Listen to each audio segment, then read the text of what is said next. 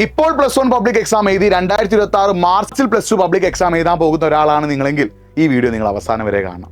നിങ്ങൾ +1 കൊമേഴ്സ് ആണെങ്കിലും സയൻസ് ആണെങ്കിലും ഹ്യൂമാനിറ്റീസ് ആണെങ്കിലും +1 എക്സാമുകളൊക്കെ കുറേയൊക്കെ സിമ്പിൾ ആയിരുന്നു, അടിപൊളിയൊക്കെ എഴുതിയില്ലേ. പക്ഷേ ഇക്കൊല്ലത്തെ +2 എക്സാമിൻ്റെ അവസ്ഥ എന്താ? നിങ്ങൾ തൊട്ട് സീനിയേഴ്സിനോട് ചോദിച്ചു നോക്കുക. പല കുട്ടികൾക്കും +2 കൊമേഴ്സ് ആണെങ്കിലും +2 സയൻസ് ആണെങ്കിലും +2 ഹ്യൂമാനിറ്റീസ് ആണെങ്കിലും ടഫായിരുന്നു. ഒരു 65-70% കുട്ടികൾക്ക് ടഫായിരുന്നു. പക്ഷേ എക്സാം ഈസി ആയിട്ടുള്ള ഒരു കാറ്റഗറി ആൾക്കാരുണ്ട്, സ്ഥിരമായി പഠിച്ചവർ അല്ലെങ്കിൽ ദിവസവും 2-3 മണിക്കൂർ പഠനത്തിനായിട്ട് മാറ്റിവെച്ചവർ, എക്സാമിന് തലേന്ന് മാത്രം പഠിക്കാതെ കൺസിസ്റ്റൻ്റ് ആയി വർക്ക് ചെയ്ത ആളുകൾക്കൊക്കെ പൊതുവെ എക്സാം സിമ്പിളായിരുന്നു. പല കുട്ടികളും എജ്യൂപോർട്ടിൻ്റെ ക്ലാസ് കണ്ട് പഠിച്ചവരാണ്, അവർക്കൊക്കെ +2 എക്സാം സിമ്പിളായി. അപ്പോൾ നിങ്ങളിപ്പോൾ +1 എക്സാം കഴിഞ്ഞു, നിങ്ങൾ +2ലേക്ക് കടക്കുക. +2 നിങ്ങൾക്ക് അടിപൊളി മാർക്ക് വാങ്ങണ്ടേ? +2ലും ഫുള്ള് മാർക്ക് നേടാൻ ആഗ്രഹമില്ലേ? അപ്പോൾ അതിനുള്ള സൊല്യൂഷൻ എന്താ? നമ്മുടെ എജ്യൂപോർട്ടിൻ്റെ കൂടെ കൂടി എജ്യൂപോർട്ടിൻ്റെ ആപ്പിൽ ജോയിൻ ചെയ്ത് തുടക്കം മുതലേ നിങ്ങൾ പഠിക്കാൻ തയ്യാറാണെങ്കിൽ, നിങ്ങൾ സയൻസ് ആയിക്കോട്ടെ, കൊമേഴ്സ് ആയിക്കോട്ടെ, ഹ്യൂമാനിറ്റീസ് ആയിക്കോട്ടെ, +2ൽ എജ്യൂപോർട്ടിൻ്റെ കൂടെ കൂടി തുടക്കം മുതലേ നിങ്ങൾ പഠിക്കാൻ തയ്യാറാണെങ്കിൽ നിങ്ങളെ തേടി ഏറ്റവും ബെസ്റ്റ് റിസൾട്ട് വരും.